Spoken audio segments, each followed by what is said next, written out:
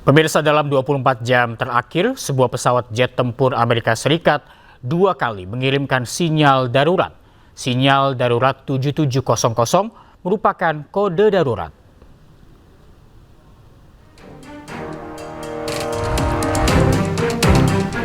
Dari tangkapan layar aplikasi penerbangan Flight Radar, pesawat jet tempur F-35A Lightning II mengirim sinyal darurat saat terbang di atas Teluk Oman. Pesawat tempur milik Angkatan Udara Amerika Serikat ini kemudian berbelok untuk melakukan pendaratan darurat di Pangkalan Udara Al-Dhafra, Uni Emirat Arab. Sebelumnya pada 5 Mei, pesawat Stratotanker Amerika juga mengirim sinyal darurat dan menghilang dari radar.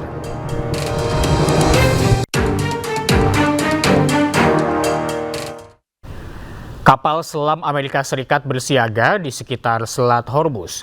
Kemunculan kapal selam Amerika Serikat ini terjadi setelah Presiden Donald Trump menolak proposal gencatan senjata yang diajukan oleh Iran.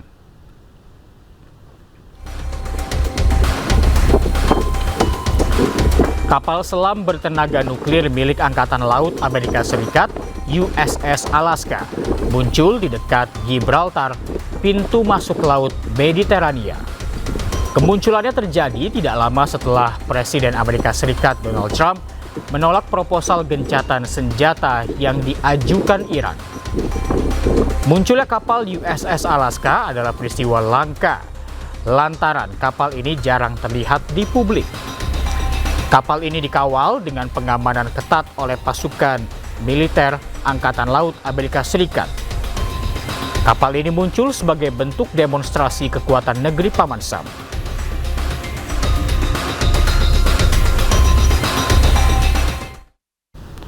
Sementara itu, Presiden Amerika Serikat Donald Trump menyayangkan tindakan negara-negara anggota NATO yang tidak juga membantu mengamankan Selat Hormuz dan menyebutnya sebagai macan kertas. Trump juga tegaskan persediaan minyak Amerika Serikat terbanyak di dunia sehingga blokade Selat Hormuz tak berpengaruh. Well, NATO is proven to be a paper tiger. They were there to help. You know, this is the interesting thing is many of those NATO countries we don't use the strait. We don't need. In fact, boats are coming up to Texas, Louisiana, and Alaska and filling up with oil. We don't need the strait. We were doing it to help Israel and Saudi Arabia and Qatar and UAE and others. We don't need it. It's an amazing, we don't use it. We had 1% and we did that as a favor. And we're now producing more oil and gas than Russia and Saudi Arabia put together. Think of that, Cheryl. If you take everything that Russia does, everything that Saudi Arabia puts out, we produce much more oil and gas than Russia and Saudi Arabia put together. And by the end of this year, Situasi di Selat Hormuz semakin memanas. Blokade Amerika Serikat berlanjut, 61 kapal dagang diminta ubah rute pelayaran.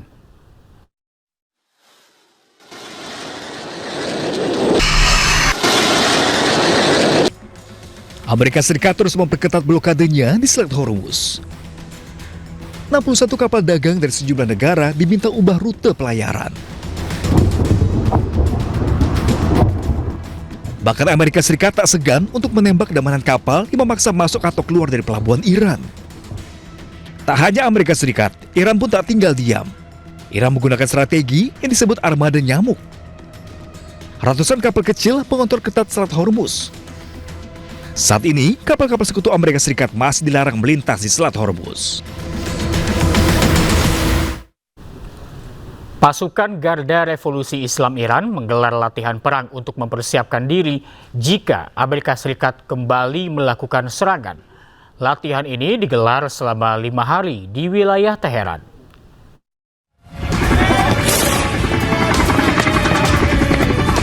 Pasukan Garda Revolusi Iran menggelar latihan perang untuk mempersiapkan diri jika Amerika Serikat kembali melakukan serangan.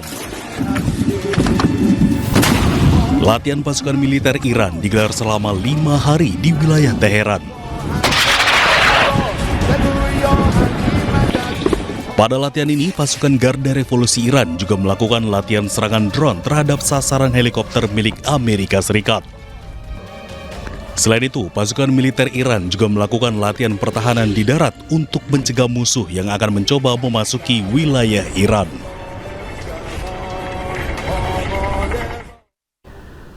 Ketua Parlemen Iran Muhammad Ghalibaf mengeluarkan ultimatum kepada Amerika Serikat untuk menerima proposal 14 poin Iran. Ia menegaskan jika terus menolak, maka Amerika Serikat akan menghadapi kegagalan.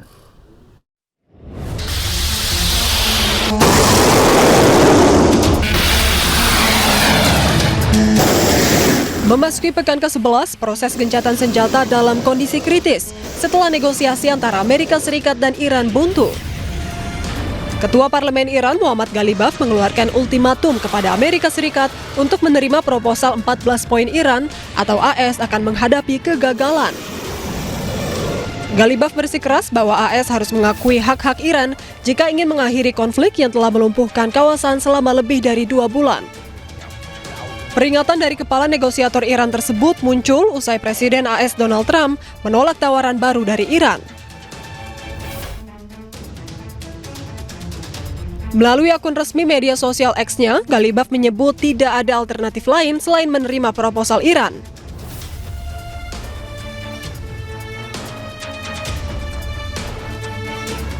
Ia juga menekankan bahwa pendekatan lain hanya akan berakhir gagal dan sia-sia.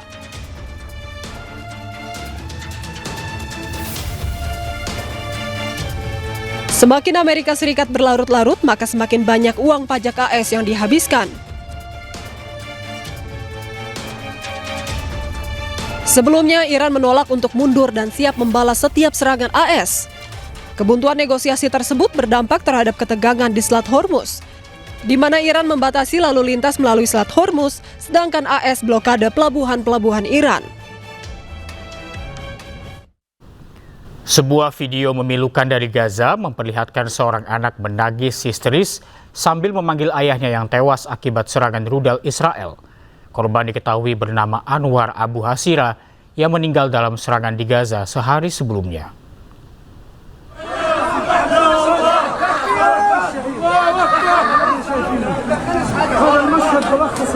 Rekaman menunjukkan seorang anak berdiri di dekat jendela rumahnya sambil menangis histeris memanggil ayahnya saat jenazah sang ayah tiba di rumah duka. Korban bernama Anwar Abu Hasira dilaporkan tewas akibat serangan rudal Israel di Gaza.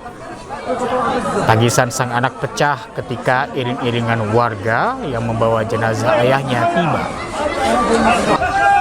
Momen tersebut menggambarkan duka mendalam warga Gaza, khususnya anak-anak yang kehilangan orang tuanya di tengah perang dan serangan udara yang terus berlangsung di wilayah tersebut.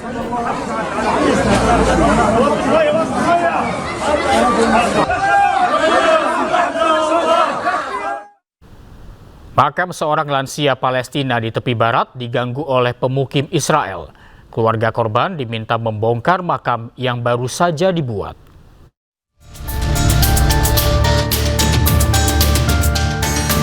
Sebuah keluarga Palestina memakamkan ayahnya di pemakaman dekat rumah mereka di wilayah utara tepi barat. Namun usaha prosesi pemakaman berlangsung, sejumlah pemukim Israel dilaporkan datang dengan pengawalan militer Israel. Mereka meminta makam digali dengan alasan lahan merupakan bagian dari permukiman.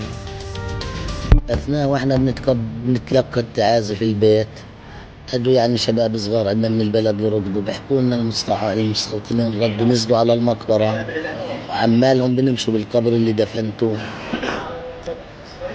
صراحة صعقنا من الخبر، يعني كان خبر أو كان يعني إشي صادم جدا. رحنا نركض ثاني مرة على المقبرة يعني نشوف هل هذا الخبر صحيح، شو بيعمل وشو صار. فعلا وصلنا لجنب المقبرة، لقينا المقبرة مليان مستوطنين وجيش وش المحيط كان. أصرينا للوصول للمقبرة ووصلنا. أنا هنا قام أجا واحد مستوطن طبعا بيحكي إن أنا مسؤول هنا، انتوا يعني كيف دفنتوا هيك جثة لازم تقيموها. بصيرش حرام يعني كيف بدنا نقيم ميت من قبره؟ هاي ما صارت. قلنا يعني ما قدامكم خيار ثاني، إما بتقيموا الجثمان إما بجيب جرافة وبجرفه بكب. Insiden ini menambah ketegangan di wilayah tepi barat, yakni konflik sengketa lahan antar warga Palestina dan pemukim Israel. Kekerasan terus dilakukan Israel di Palestina. Razia pun terus digelar. Tak jarang warga Palestina ditangkap tanpa alasan yang jelas.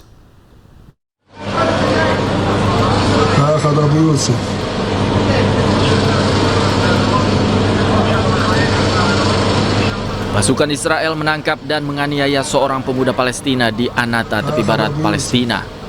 Israel terus menggelar razia di tepi barat.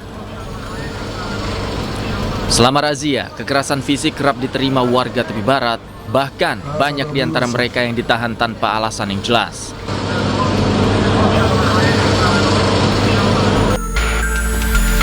Di Yerusalem, pasukan Zionis Israel juga menyerang seorang pemuda. Penyerangan terjadi tanpa alasan yang jelas. Penyerangan juga berlangsung selama operasi penghancuran di kota Silwan, Yerusalem. Tidak hanya di kota Silwan, sekelompok pasukan Zionis Israel juga melakukan penyerangan di Abu Dis, timur Yerusalem. Pasukan Zionis Israel terlihat menyisir jalan-jalan di permukiman dan merazia warga tanpa alasan yang jelas juga. Di tengah kehancuran dan blokade yang terus membayangi Gaza, ratusan warga berkumpul dalam sebuah perayaan penuh haru dan harapan. Sebanyak 50 pasangan melangsungkan pernikahan massal di kawasan Al-Mawasi, menghadirkan secercah kebahagiaan di tengah konflik yang belum berakhir.